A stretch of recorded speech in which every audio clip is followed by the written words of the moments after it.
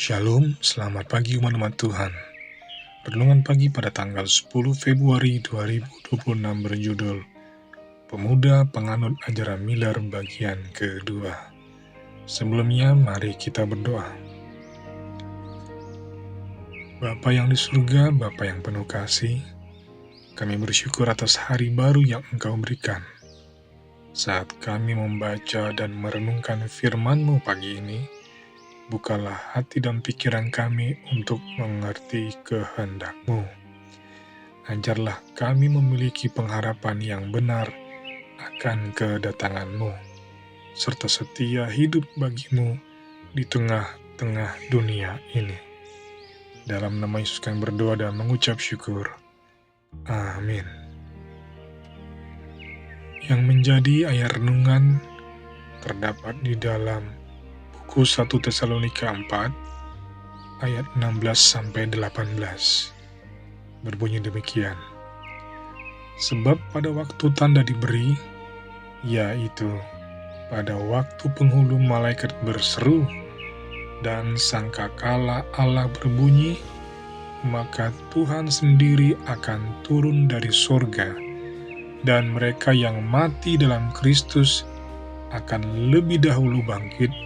Sesudah itu, kita yang hidup yang masih tinggal akan diangkat bersama-sama dengan mereka dalam awan menyongsong Tuhan di angkasa. Demikianlah kita akan selama-lamanya bersama dengan Tuhan. Karena itu, hiburkanlah seorang akan yang lain dengan perkataan-perkataan ini. Dan kata-kata itu sungguh menghibur. Kata-kata itu khususnya menjadi penghibur bagi Ellen Harmon yang masih muda.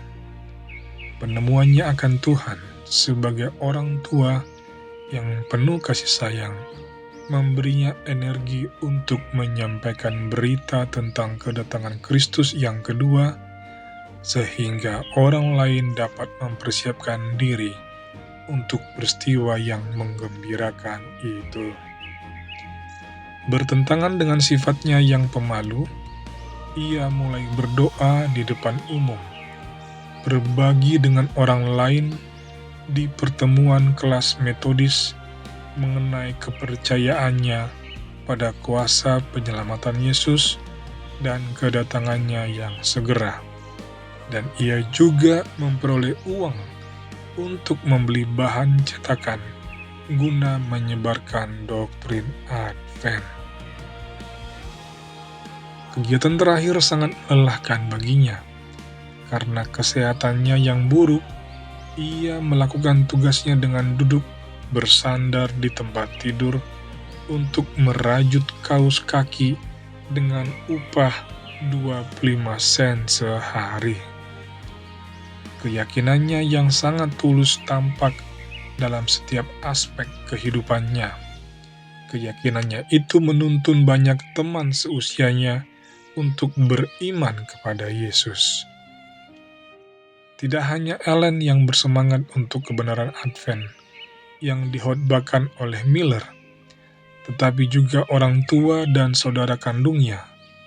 Namun, jemaat Metodis setempat yang mengajarkan bahwa Kristus tidak akan datang sampai berakhir masa 1000 tahun kedamaian dan kelimpahan, tidak menghargai pergerakan ajaran tentang kedatangan Kristus yang segera.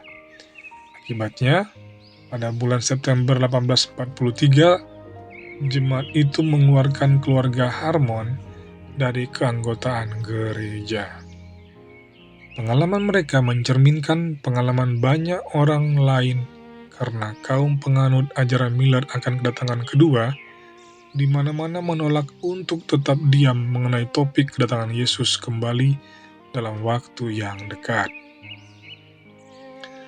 Ellen dan sebagian besar pengikut Miller lainnya tidak terlalu khawatir dengan pengusiran mereka dari berbagai denominasi.